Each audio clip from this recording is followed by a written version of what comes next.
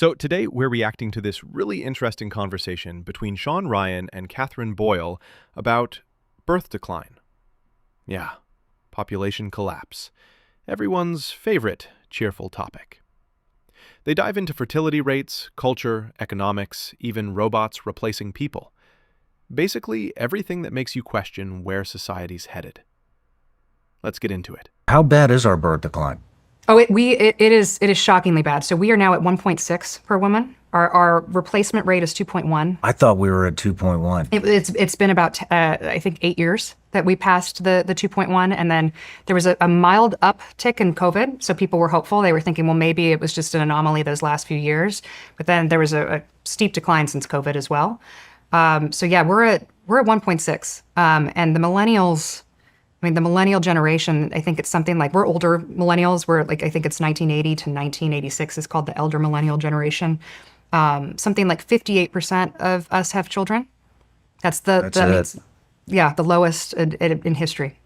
So it is going to be a shock, a huge shock, when our generation ages and there's no one there to do important services. I mean, like there's a lot of not only economic reasons, but just like the social fabric of what's about to happen of not having children. I mean, this is how civilizations die.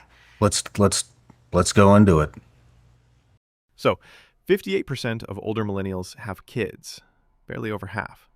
But it's more than just a number. If we compare it to Generation X, which had almost 90% of women as parents by this age, you start to see how dramatic this is. That's a huge drop in family formation. And it means fewer people entering the workforce, fewer taxpayers, fewer caregivers for the aging population. The ripple effects are enormous. But here's the thing. This isn't just about economics. This is what happens when you push certain cultural agendas for decades. I'm talking about feminism, for example, and the way society has been urging women to enter the workforce, to grind, to compete with men, sometimes even demonizing motherhood in the process. Priorities shift. Life planning shifts. Suddenly, building a family isn't the focus anymore, and you can see it in the numbers. Fewer millennials are having children, not because they don't want them, but because society has trained them to prioritize career, independence, and self-fulfillment over traditional family structures. So, the story here isn't just that fewer millennials are having kids. The trend is accelerating because of deep cultural changes, and the consequences for society, the economy, and the next generation are going to be felt for decades. How is it going to affect us? So This I mean, isn't something I've talked about. yeah. So one, it's the economic situation is going to get very bad. When you think of, the boomers are the largest, I think, generational cohort. They're living longer than they ever have. They're healthier, but they're getting to ages, right? Like, who takes care of boomers when they're in their 80s and 90s? They're in nursing homes.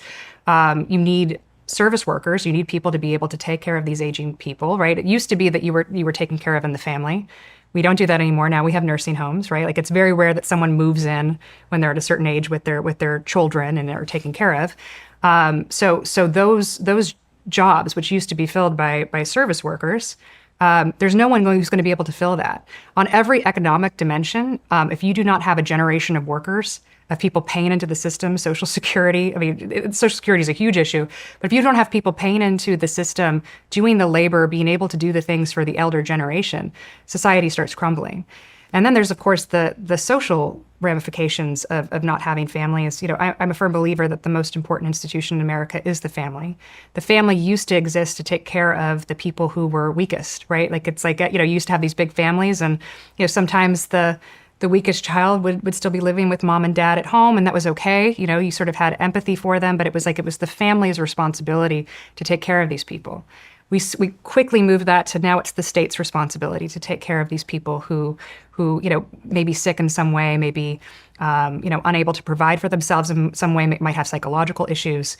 Now the state has to take care of them, which is why you see a lot of these people on the street now, because the state does a terrible job of taking care of these people.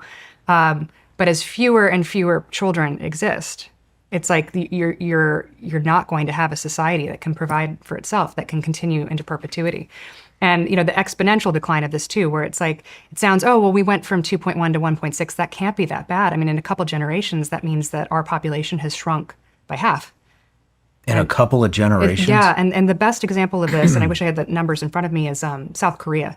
So South Korea, I think their birth rate is the lowest of any country, any industrialized country. I think it's 0.9. And when you have fewer and fewer people, no one's doing the jobs. Japan is also heading this way. Their birth rate's quite low. The only sort of argument that people make as sort of the bright side of this that could potentially make up for both the labor loss and also just the civilizational collapse is robotics, right? Like you could have robots do a lot of these jobs. But I think it is a very dangerous thing to say we're going to depend on automation and robotics to make up for the fact that humans are disappearing. Yeah, see, this part right here.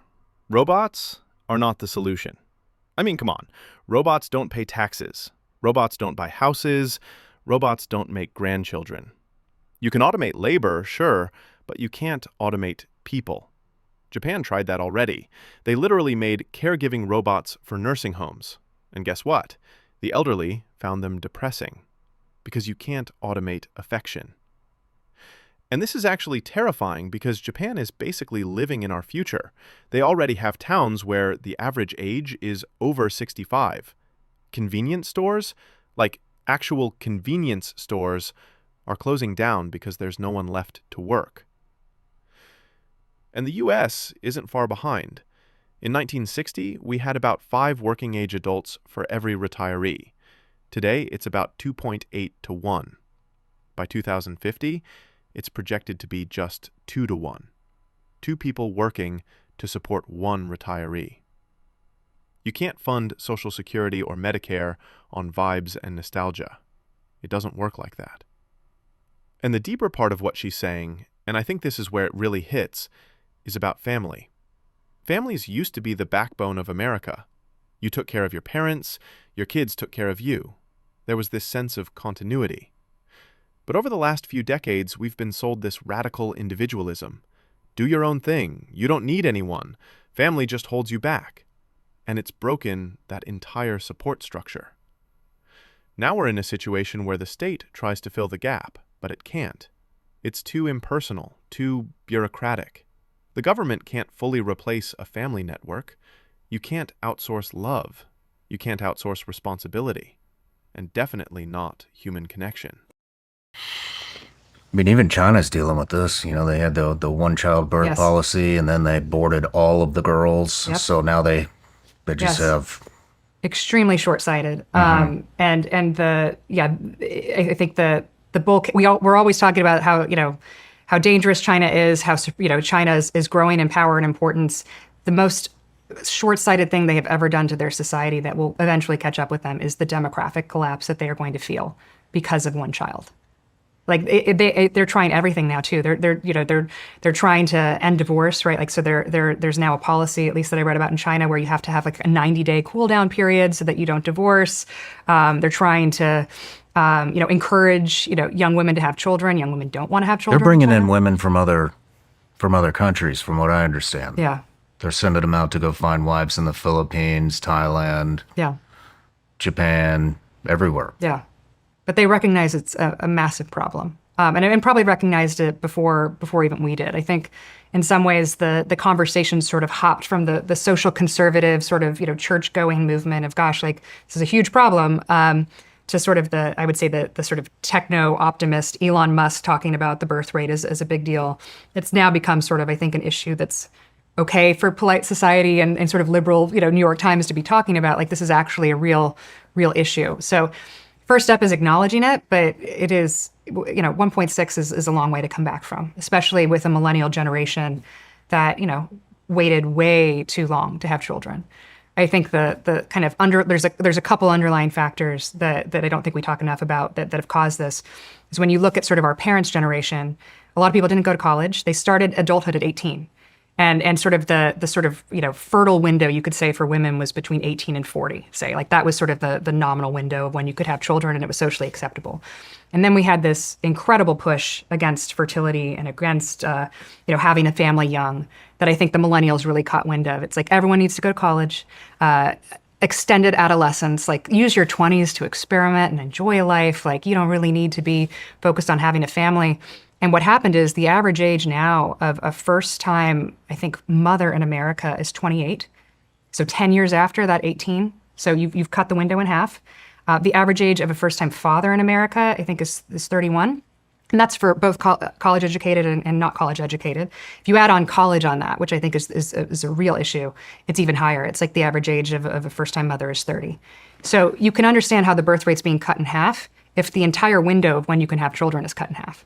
Because people are so focused on career and, finding themselves and sort of their extended adolescence rather than focusing on building a family earlier. You're just going to have fewer children. And then when you have fewer marriages, that also cuts it. So it's fewer people getting married, fewer people are going to decide to have children, which from a millennial perspective, to have 58% of people only having kids, I mean, that's compared to, what 89% of our parents' generation had children. Wow. Yeah, and China's like the biggest demographic time bomb in history. I mean, back in 1980, the average Chinese woman had, 6 kids? And now it's like fewer than 1. Crazy, right? The one-child policy basically wiped out a whole generation of workers. And even when they allowed 3 kids in 2021, nobody's biting. And because the issue isn't like permission, people can have kids. It's not that they're forbidden. It's that they don't want to. Life's too expensive, marriage rates are tanking, priorities have shifted. It's not just a policy glitch, it's like a values shift. People stopped really believing that family is worth the sacrifice, Here in the US, most of the births counted are by immigrants, right? Strip those out, and the situation's even worse. That's like a reality we can't ignore. And what really jumps out? She blames everything but feminism. Millennials delaying college, marriage, having kids, those are just symptoms, not the root cause. The real shift is cultural. Feminism, over the past few decades, reshaped values, often demonizing traditional family life. Women who chose marriage and motherhood over climbing the career ladder were, shamed or made to feel like they were falling behind. And on a societal level, this pushes a generation toward like personal ambition at the expense of family. Family life isn't just delayed, it's devalued. Suddenly, it becomes something you feel guilty for, or like you're settling if you prioritize it too early.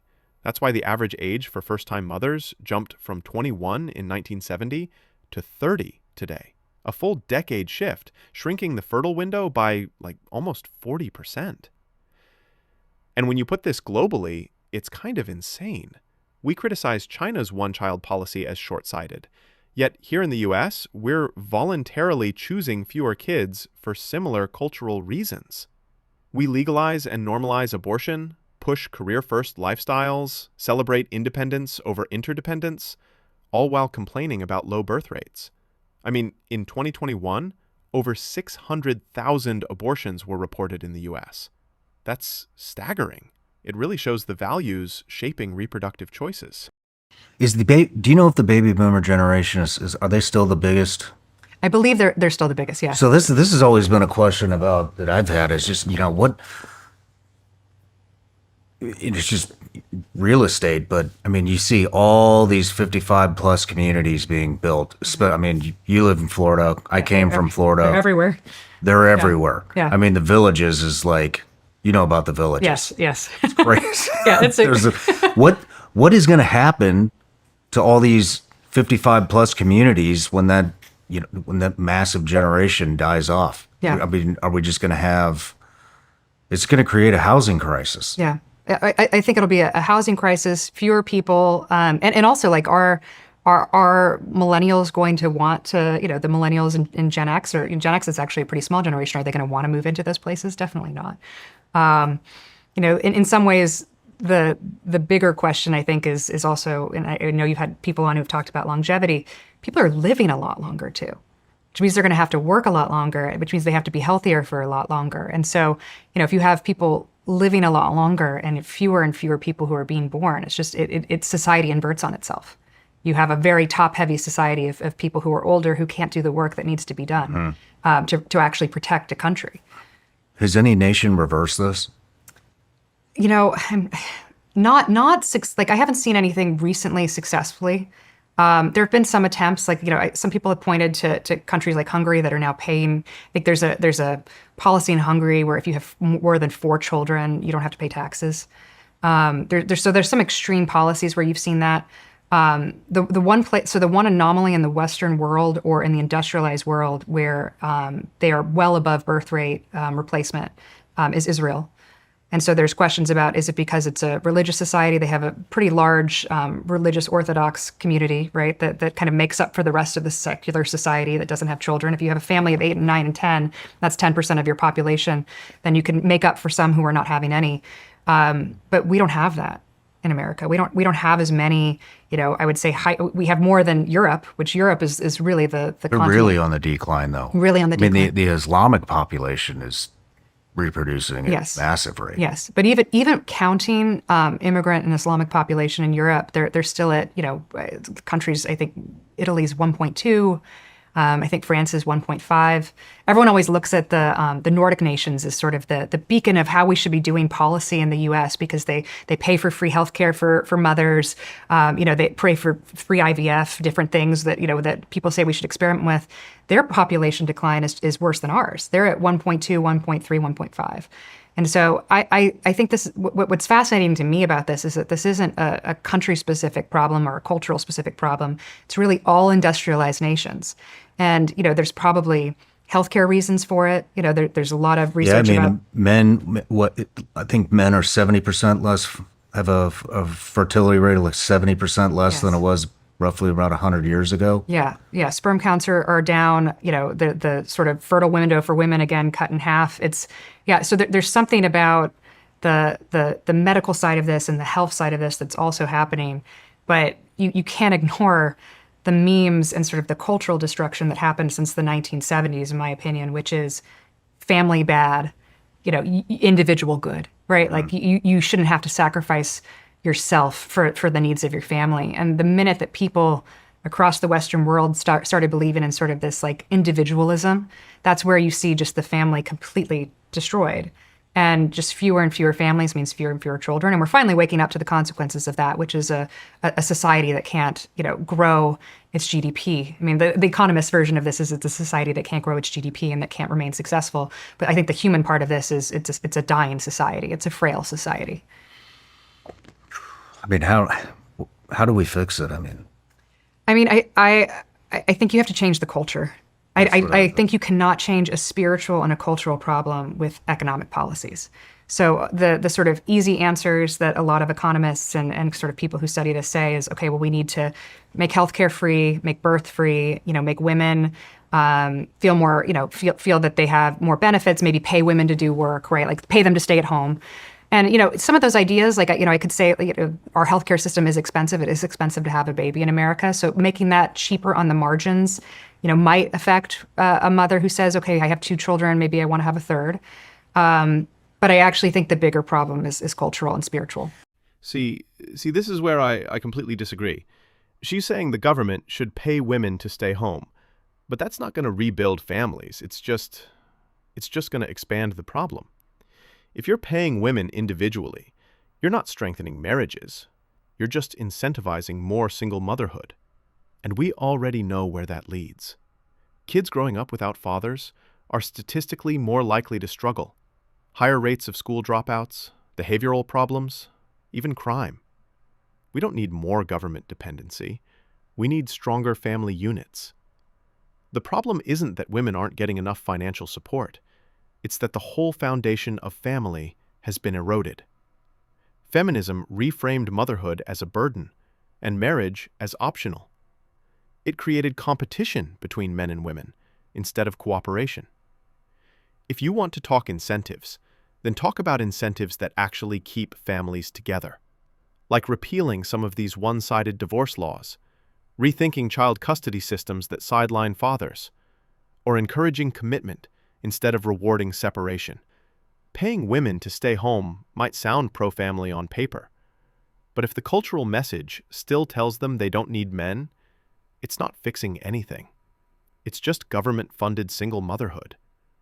And that's not the kind of society that thrives long term. I think it's the culture too. I mean, I think it stemmed from, the feminist movement. Yeah. Where it was get out, get a job, provide for yourself, you can do everything, which, yes, but it deterred women from having children. Yeah. And then women that do have children, I mean, it's almost like, me and my wife talk about this all the time. If you say you're a stay-at-home mom, it's like it's frowned upon in a lot of areas in the country. And it's like, what the fuck are you talking? Like frowning upon us on a stay-at-home mom. I mean, what's more important than raising your kids? Yeah. And then I don't even know how single mothers do it. Yeah. I mean, It's the hardest job in the world. It's you have to make it okay, and you have to take care of the single moms out there. Totally. It's scary. Totally. And I think about it. It's terrifying. I don't know how they make ends meet. Yeah. But yeah, I think the culture change is paramount for that. But a lot of the research, it's always fascinating to me, the things you can't talk about. We can talk about the problem, but there's certain things we can't talk about that add to it. And you'll see, economics is always a thing people want to talk about because it's like, oh, well, if we could just fix it with an economic policy. But no one ever talks about what you said, which is that feminism did change the memes and the culture. But at the same time, no one talks about when you introduce birth control into a society and tell women, you can control your own destiny. That is a huge part of it. Like all of these declines in the industrial world started at the exact same time that the pill was introduced.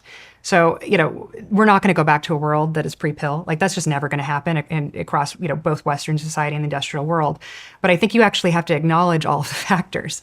And the fact that a lot of the people doing this research won't even acknowledge, oh, something magical changed in the 60s and the 70s related to healthcare, related to how abortion was made legal in 1973, other nations followed. When you look at those as inputs into the story as well, it's like there's a reason why the birth rate is so low in these countries. You see, that's the thing. They keep focusing on the effects, not the cause. Yeah, birth control, abortion, economics, those all played a part. But they came after the real shift, the cultural one. The one that told women career comes first, family comes later, or maybe never. That mindset reshaped everything. And now we're looking around wondering why nobody's having kids. It's because we made family feel like a downgrade. You can't fix that with money or policy. It's not an economic problem. It's a values problem. And until that changes, nothing else will. Anyway, let me know what you think. Do you agree or do you see it differently? Drop a comment below, hit like, and subscribe if you want more honest takes like this. And if you haven't already, check out the full conversation on The Shawn Ryan Show. Links in the description.